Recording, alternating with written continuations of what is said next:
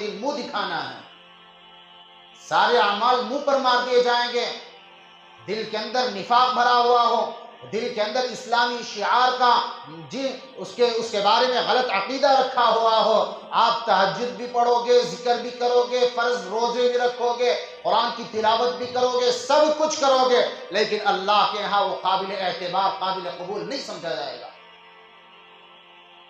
اس لیے ضرورت اس بات کی ہے کہ ایمان لائے ہیں تو دل سے بھی اللہ کے بارے میں سچا گمان رکھیں، تصدیق کریں کہ میرے اللہ ایک ہی ہے، ان کے علاوہ کوئی نہیں ہے، ان کے علاوہ معبود حقیقی یہی ایک ہی ہے، اس کے علاوہ کوئی معبود نہیں ہے، جتنے بھی معبود ہیں سب باطل ہیں۔ اور دوسرا، محمد رسول اللہ صلی اللہ علیہ وسلم کو اپنا آقا مان کے، رسول مان کے، رسول اللہ کو اللہ کی طرف سے بھیجا ہوا پیغمبر مان کے، ان کی باتوں پر عمل کر کے، ان کی شریعت پر عمل پیرا ہو کے، شریعت مصطفیٰ کو دل و جان سے لگا کے زندگی گزاریں گے، اللہ جل شانہ دنیا میں بھی کامیاب کرے گا، آخرت میں بھی کامیاب کرے گا۔ اب ایمان کو مان لیا، ایمان مل گیا، تو دوسری بات یہ ہے کہ آدمی نماز کی پابندی کرے۔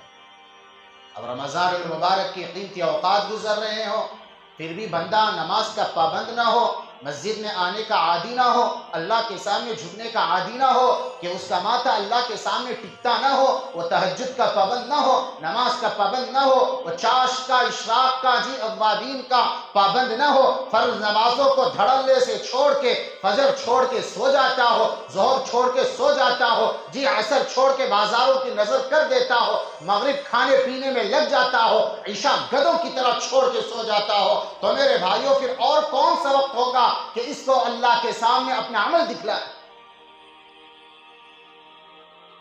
شروع رمضان میں 3-4 دن، 5-6 دن ساری مساجدیں فل ہیں، اب کہاں چلے گئے؟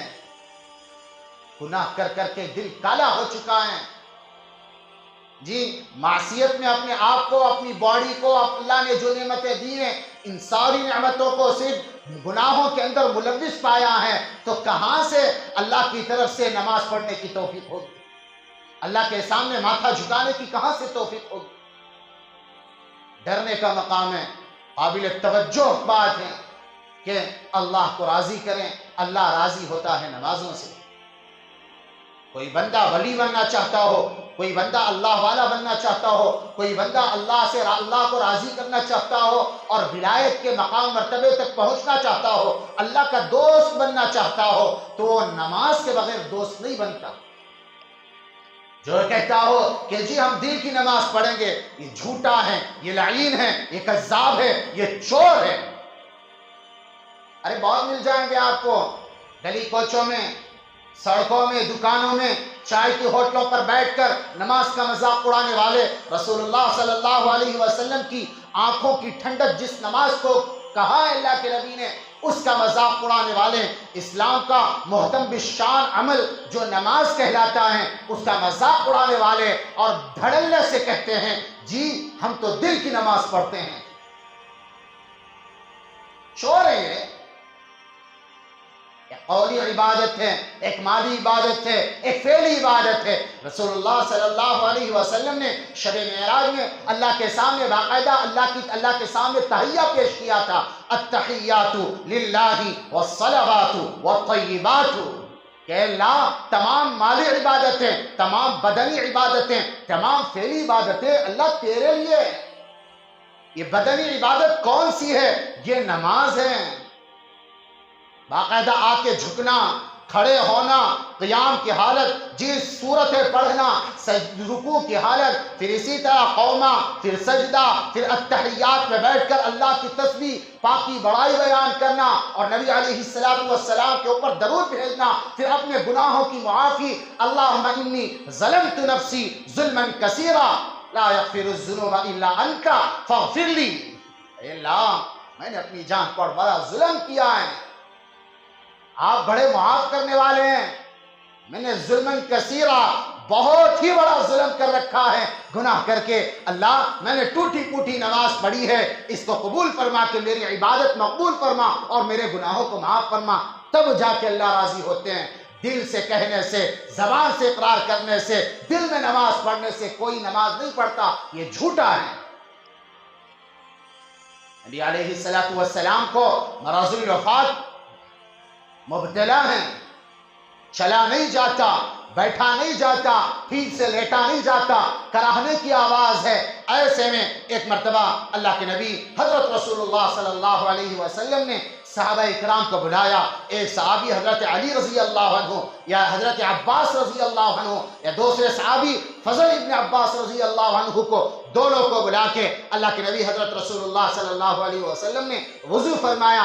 صحابہ پانی ڈالتے رہے، اللہ کے نبی وضو کرتے رہے۔ وضو کرنے کے بعد دو صحابہ کے کندھوں کے اوپر اللہ کے نبی صلی اللہ علیہ وسلم گھسٹتے ہوئے مسجد تشریف لا کر بیٹھ کر نماز پڑھی ہے۔ یہ امت کو پیغام دیا ہے کہ میری امت نماز کو مت چھوڑنا، نماز مرتے دم تک قائم کرتے رہنا۔ چاہے تو قیام کی حالت میں ہو، کھڑے ہونے کی طاقت ہو تو کھڑے ہو کر نماز پڑھو، بیٹھ کر پڑھنے کی طاقت ہو بیٹھ کر نماز پڑھو، لیٹ کر پڑھنے کی طاقت ہو لیٹ کر نماز پڑھو۔ لیٹ کر بھی ٹھیک سے نہیں پڑھا جاتا تو اشارے سے نماز پڑھو، نماز معاف نہیں ہے۔ نماز ارکان اسلام کا جز ہے، نماز دین کا ستون ہے۔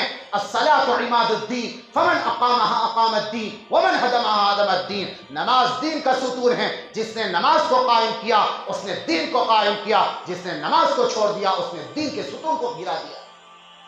سوچو سمجھو، اپنی زندگی پر روئیں کہ ہم نے یہ کیا کیا ہے۔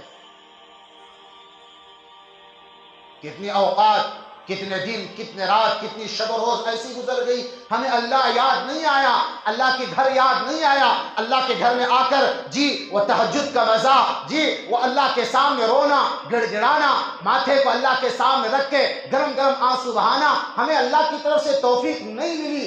کیوں؟ گناہوں میں ملوث ہیں، اللہ کا کھا کے، اللہ کی نعمتوں کا کھا کے اللہ کے خلاف بغاوت کا جھنڈا بلند کرتے ہیں، تو کہاں سے نمازوں کی توفیق ہوگی؟ رمضان میں بھی نمازیں چھوٹیں گی، دل کالا ہو چکا ہے۔ اس دل کو زندہ کریں، خشیت الہی سے، توبہ سے، استغفار سے، گناہوں کو معاف کرانے سے، اللہ کے سامنے آنسو بہا کے، گرم گرم آنسو بہا کے کہ مولا کریم مجھ سے غلطی ہو گئی ہے، ما بقیہ زندگی نیکوکاری والی زندگی کی توفیق عطا فرما۔ اللہ سے معافی مانگے۔ اگر معافی نہیں مانگے گے، گھمنڈ میں، تکبر میں، دولت کے گھمنڈ میں، علم کے گھمنڈ میں، مالدار مال کے گھمنڈ میں، حسب نسب کے گھمنڈ میں، خوبصورتی کی گھمنڈ میں رہیں گے، اللہ توفیق نہیں دیتا، اللہ بغیر توبہ کے معاف دیتا ہے۔ اسلام کے ارکان میں پہلا رکن ایمان ہے، اللہ کے اوپر یقین، رسول اللہ صلی اللہ علیہ وسلم جو شریعت لائے ہیں اس کے مطابق عمل کرنا، دوسرا نماز ہے، اور تیسرا ہے روزہ۔ یہی تو بات چل رہی تھی، بات گزشتہ جمعہ بھی آ رہی تھی، لیکن جتنا بھی بولو کم ہے۔ یہ ارکان ہیں، ایک رکن کے بارے میں کسی کو شک ہو جائے، غور سے سنیں میری بات، کیا بھائی؟ ایک رکن کے بارے میں، 5 ہے نا، ایمان ہے، توحید ہے، نماز ہے، روزہ ہے، زکوٰۃ ہے، 5واں حج ہے۔ ان 5 کے 5 اگر ایک کے بارے میں کسی کو شک ہو، دل سے انکار کرتا ہو، دل میں صرف اتنا لائے کہ یہ کیوں ہوا، یہ کیوں لاگو کر دیا گیا۔ نماز پڑھنا فرض تھوڑی ہے، روزہ رکھنا فرض تھوڑی ہے۔ روزہ وہ رکھے جس کے گھر میں کھانا نہیں، جس کو اللہ نے، عجیب بات سننے کو ملی ہے، روزے کے بارے میں کہتے ہیں ہم نے کون سا گناہ کیا جس کی وجہ سے ہم روزہ رکھیں۔ توبہ، کانوں سے سنا بتا رہا ہوں، ہم نے کون سا گناہ کیا ہے جس کی وجہ سے ہم روزہ رکھیں۔ روزہ وہ رکھے جس نے گناہ کیا ہے۔ شریعت کا مذاق نہیں ہے، یہ روزے کا مذاق نہیں ہے، یہ رکن اسلام کا مذاق نہیں ہے، یہ ارکان اسلام کا مذاق نہیں تو اور کیا ہے؟ اگر کسی نے یہ لفظ بھی کہہ دیا تو باقاعدہ شریعت کی نگاہ میں وہ مسلمان نہیں رہتا۔ یہ دل کی تختی پر لکھو بات، دل کے کانوں سے سنو، عقیدہ مضبوط کرو، باقاعدہ لکھو دل پر کہ جس نے ایک رکن کے بارے میں نہیں مذاق اڑایا، شریعت کہتی وہ مسلمان نہیں، وہ کافر ہو چکا ہے۔ جو کافر ہو چکا، مسلمانوں پر واجب ہے کہ اس کی جنازے کی نماز نہ پڑھے۔ سوچنے کی بات ہے۔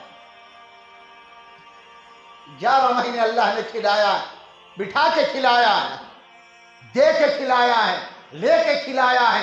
1 مہینہ روزہ رکھنے میں موت آ جاتی ہے، 1 مہینہ اپنے آپ کو اللہ کے لیے بھوکا رکھنے میں موت آ جاتی ہے۔ پیاس کی شدت کا مزہ صحابہ سے پوچھو، پیاس کی شدت کا روزے میں مزہ حضرت معاذ بن جبل سے پوچھو۔ معاذ بن جبل کہتے یا اللہ مجھے زندگی سے پیار تھا، نہ اس لیے پیار تھا کہ یہاں باغ لگاؤں، کھیت کروں، نہریں کھدواؤں اور نعمتیں کھاؤں، اس لیے پیار نہیں تھا، اس لیے پیار تھا کہ میں تیرے لیے روزہ رکھوں، گرمی کا روزہ رکھ کے پیاس برداشت کروں اور تیرے دینی مجلسوں میں بیٹھ کر، علماء کی مجلسوں میں بیٹھ کے دین کی باتیں سنوں۔ اللہ مجھے اس لیے زندگی سے پیار تھا۔ ارے کہاں سے پیار ہے؟ چائے میں کھڑو ہو کے گدوں کی طرح باقاعدہ ہوٹلوں میں کھڑے ہو کے چائے پیتے ہیں، شرم بھی نہیں آتی۔ مسلمانوں کا محلہ ہے، کافروں کا محلہ ہے، فاسقوں کا محلہ ہے، دہریوں کا محلہ ہے، مجوسیوں کا محلہ ہے، یہودیوں کا محلہ ہے، عیسائیوں کا محلہ ہے، یہ مسلمانوں کا محلہ ہے۔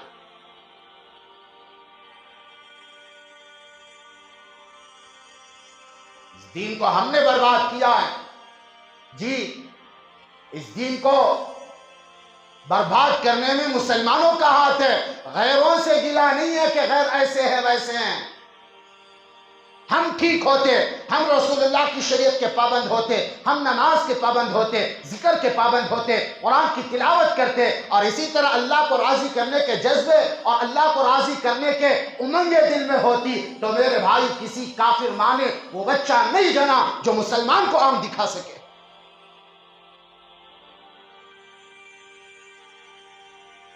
ہم خود شریعت کا مذاق اڑائیں اور بربادی کا گلہ کریں تو یہ ہم نے کون سی وفا کی ہے رسول اللہ سے؟ بولنے کے باوجود بھی جا کے چائے پیتے ہو، کھانا کھاتے ہو دھڑلے سے، کھڑے ہو کر گٹکا پان پر رکھا جائے تو ایمان والا ہے؟ موت نہیں آنی؟ اس حالت میں روزہ خوری کرتے ہوئے موت آ گئی، اللہ کو کیا جواب دے گا؟ کون سے چہرے کے ساتھ جائے گا؟ جی فرشتے استقبال کریں گے، واہ واہ تو بہت اچھا کام کر کے آیا ہے، تو نے نبی کی سنت کا مذاق اڑایا، تو نے ارکان اسلام کے خلاف جی مذاق اڑایا ہے، بازاروں میں چوکوں پر اڈوں پر بیٹھ کر چائے پیتا تھا، تیری جوانی گزر گئی، بڑھاپا آ گیا، پھر بھی گٹکا کھا کے رسول اللہ کی ارکان اسلام کا مذاق اڑا کے تو زندگی گزارتا تھا۔ آج تیرا اچھے سے استقبال ہم کرتے ہیں، 1 مرتبہ مردے کو مارے گا فرشتہ، 70 ہاتھ اندر زمین کے اندر مردہ جاتا ہے۔ سوچ لیں اور سمجھ لیں، 11 مہینے کھلا رہا ہے، 1 مہینہ بھوکا رہے ہو اللہ کے مقام پر۔ اللہ کے نبی صلی اللہ علیہ وسلم کہتے ہیں ہر عمل کی جزا فرشتے اللہ کی طرف سے متعین ہیں کہ فرشتہ لکھتا ہے۔ نماز پڑھا ہے، ذکر کیا ہے، قرآن کی تلاوت کی ہے، اور اسی طرح دوسرے نیک اعمال، صدقہ خیرات کیا ہے، زکوٰۃ دیا ہے، ہر ایک فرشتہ لکھ دیتا ہے اس نے یہ کیا ہے، اس کو اتنا دیا جائے گا، اس کا اتنا بدلہ، اتنا بدلہ، اتنا بدلہ۔ اور اللہ کے نبی حضرت رسول اللہ صلی اللہ علیہ وسلم کہتے ہیں جس نے اللہ کے لیے روزہ رکھا، اللہ خود کہتے ہیں کہ ہر عمل کا بدلہ فرشتے دیتے ہیں اور روزے دار کا بدلہ میں خود ہوں۔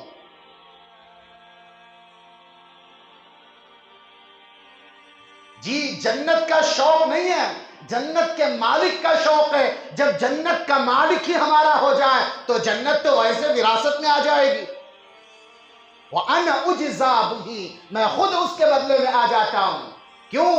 اس کا معاملہ جی نماز پڑھتا ہے، لوگ دیکھتے ہیں، ذکر کرتا ہے، لوگ دیکھتے ہیں، قرآن پڑھتا ہے، لوگ دیکھتے ہیں، زکوٰۃ دیتا ہے، لوگ دیکھتے ہیں، صدقہ کرتا ہے، لوگ دیکھتے ہیں، اور اسی طرح دین مجالس میں شریک ہوتا ہے، لوگ دیکھتے ہیں، لیکن روزہ رکھتا ہے، کس کو معلوم؟ یہ کھانے سے بچ رہا ہے، پینے سے بچ رہا ہے، پیاس کی شدت برداشت کر رہا ہے، حلق سوکھ رہا ہے،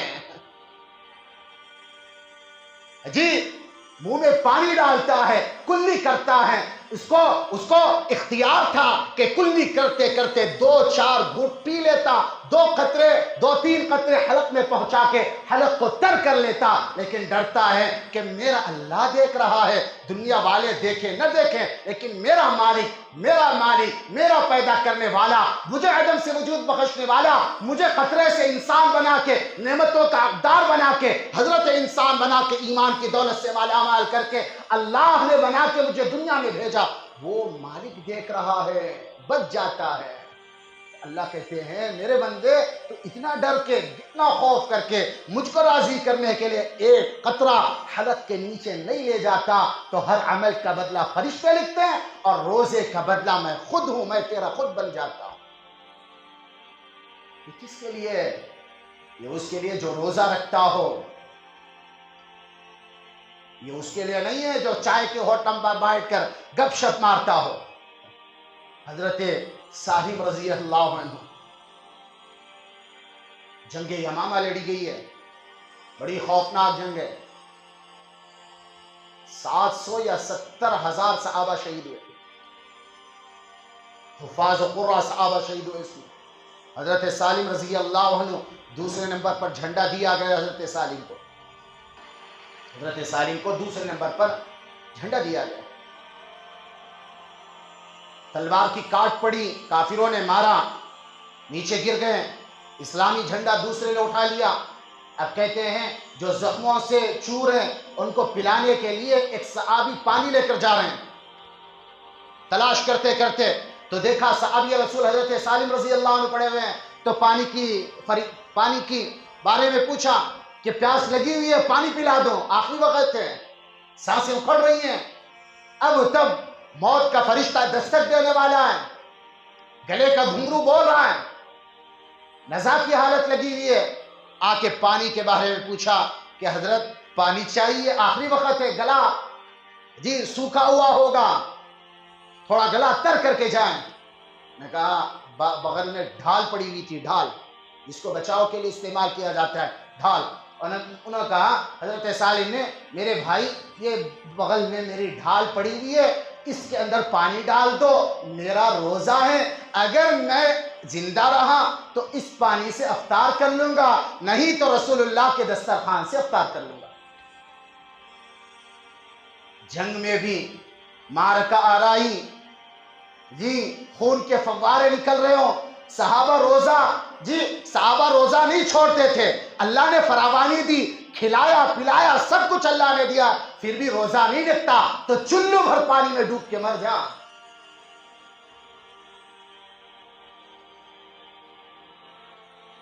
میرے بھائیو روزے کی بڑی فضیلتیں ہیں، رسول اللہ صلی اللہ علیہ وسلم فرمایا جس نے ایک اللہ کے لیے روزہ رکھا تو اللہ پاک اس کے لیے 3 خندقیں کھود دیتے ہیں۔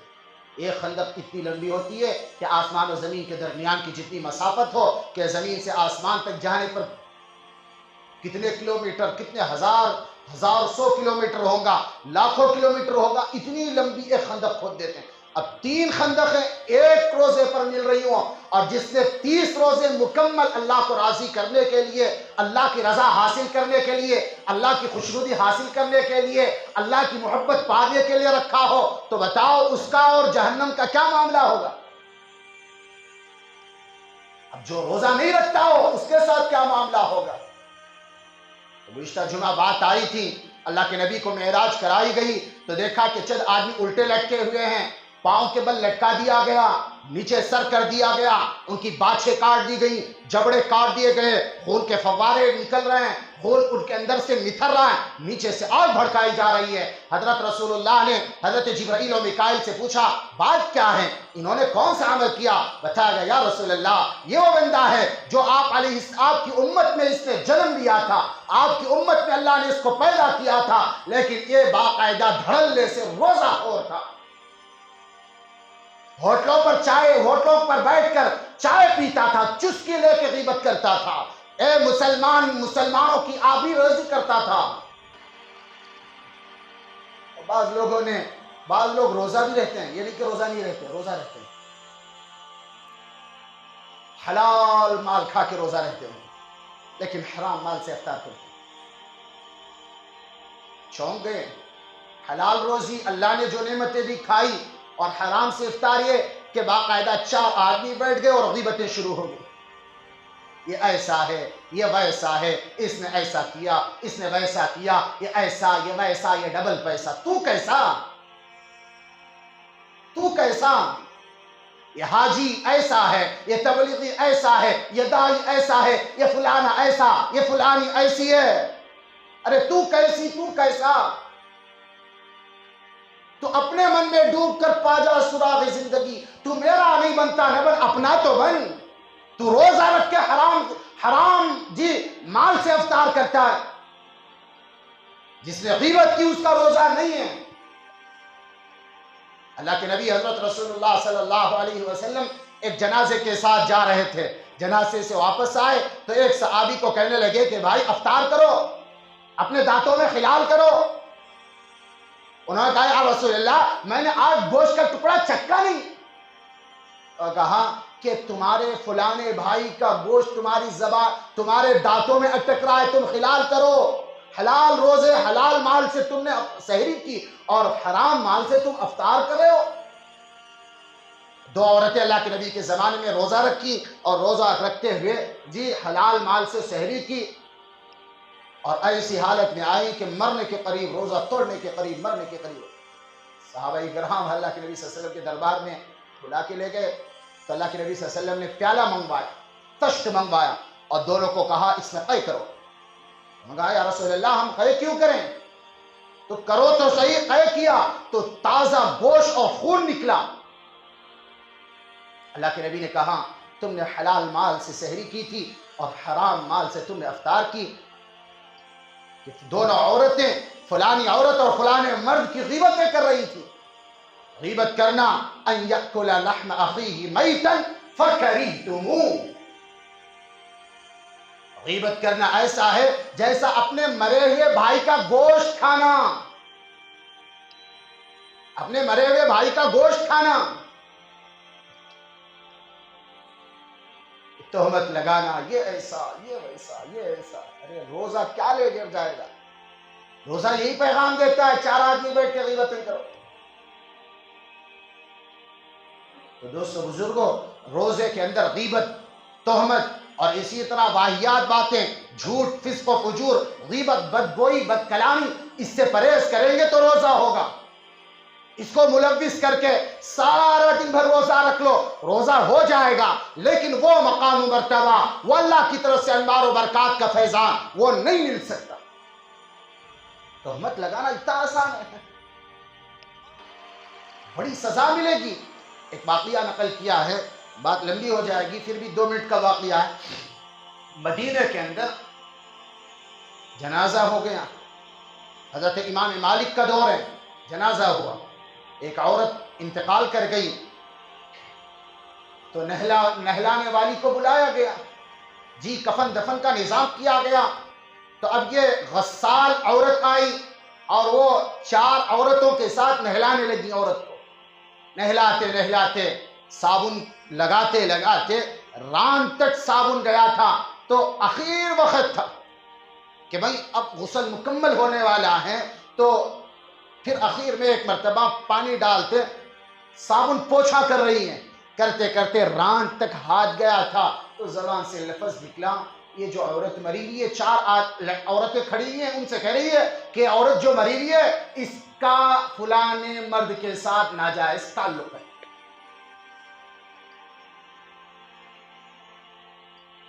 تو کہتے ہیں اللہ کی طرف سے پکڑ آ گئی، فوراً وہ جو عورت مری ہوئی میت ہے، اس کے جسم کے ساتھ جس عورت نے غیبت کی تہمت لگائی ہے اس کا ہاتھ چپک گیا، لاکھ کوشش کرتی ہے نکلتا نہیں ہے، لاکھ وہ ران کے ساتھ واپس آ رہی ہے، وہ عورت ساتھ میں آ رہی ہے، ساتھ پیچھے گھسیٹنا چاہتی ہے، 4 عورتیں پکڑ کے کھینچنا چاہتی ہے، وہ نہیں ہوتا، چھوٹتا نہیں ہے، ران سے چپکا ہوا ہے۔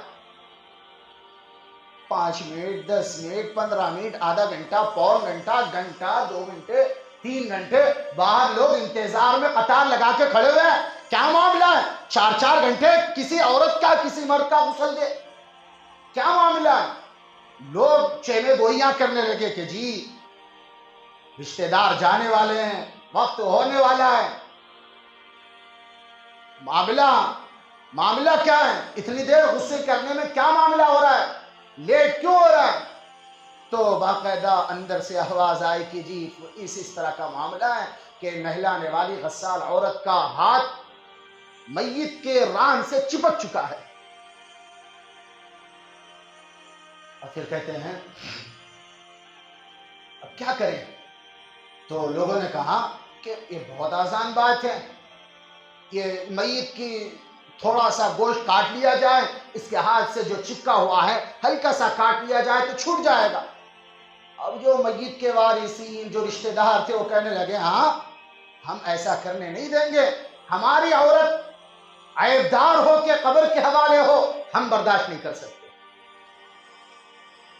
اور انہوں نے کہا کہ تمہاری عورت کا ہاتھ چپکا ہوا ہے، اس کا ہاتھ گٹے سمیت کاٹ دیا جائے ہم اس کو برداشت کر لیں گے، لیکن ہم اپنی عورت کو عیبدار ہونا پسند نہیں کریں گے۔ تو وہ عورت کے جو وارثین جو اس کے رشتہ دار تھے وہ بھی ٹٹ گئے، نہیں ہماری زندہ عورت کا ہاتھ کیوں کاٹا جائے، ہم نہیں کاٹنے دیں گے۔ معاملہ جی لڑائی تک بات پہنچ گئی، یہ کیا معاملہ ہے؟ پھر کہتے ہیں وقت کے علماء کو اور صوفیوں کو اس وقت کے جی اہل علم کے سامنے بات رکھی گئی، سب نے الگ الگ رائے پیش کی، ہر چیز پر عمل کیا گیا، لیکن ہاتھ ران سے الگ نہیں ہوتا۔ اور پھر اس وقت مدینے کے بڑے عالم فقیہ حضرت امام مالک رحمۃ اللہ علیہ اس وقت موجود تھے۔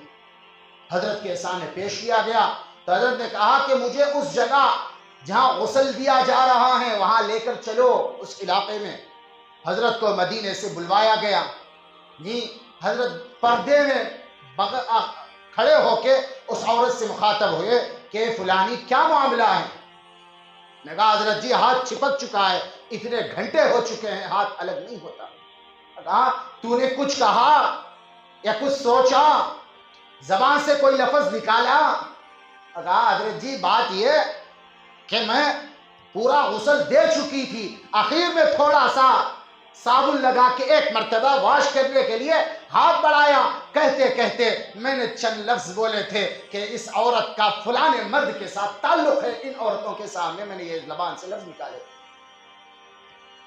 حضرت امام مالک نے پردے میں کھڑے ہو کر کہا کیا تو نے اس عورت کو اس مرد کے ساتھ زنا کرتے ہوئے غلط حرکت کرتے ہوئے دیکھا؟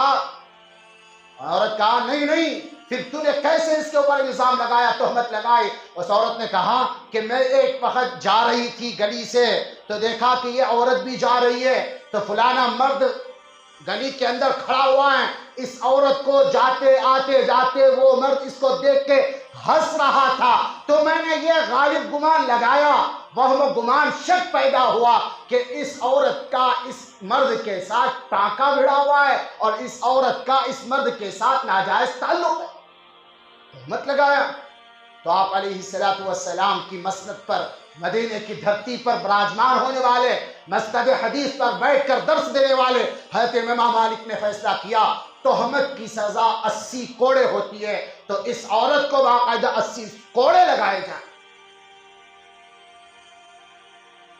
میت پڑی ہوئی ہے، ہاتھ چپکا ہوا ہے، جلاد آتا ہے، ایک کوڑا شروع کیا، 2 3 4 5 10 15 20 25 30 50 60 70 75 78 79 کوڑے لگائے، پھر بھی وہ ہاتھ نہیں چھوٹا۔ پھر کہتے ہیں 80 کوڑے مکمل لگنا تھا تو فوراً اس کا ہاتھ اس میت کے ران سے الگ ہوا۔ اللہ کبھی کبھار دکھا دیتے ہیں، ہم بڑے روزے دار، بڑے حاجی، بڑے نمازی، بڑے داعی، بڑے تبلیغی، بڑے تہجد گزار بن کے پھرتے ہیں، لیکن 4 آدمی جہاں پر بیٹھ جائیں ماں بہن ایک کر کے رکھ دیتے ہیں، اپنے آپ کو صوفی، اپنے آپ کو پارسا، نیکیوں کا گھمنڈ لے کے دوسروں کو باقاعدہ جنت جہنم بانٹتے پھرتے ہیں۔ سوچنے کی بات ہے، دوستو بزرگوں، اللہ سے معافی مانگے، توبہ کریں، ایک نماز، روزہ اور ارکان اسلام کے 3 رکن بیان کیے گئے. انشاءاللہ اگلے جمعہ زکوٰۃ کے متعلق اور اللہ کی راہ میں خرچ کرنے کے متعلق بات ہوگی. اللہ پاک کا حاصلہ قبول فرمائیں اور اللہ پاک کہی ہوئی و سنی ہوئی باتوں پر عمل کی توفیق عطا فرمائیں.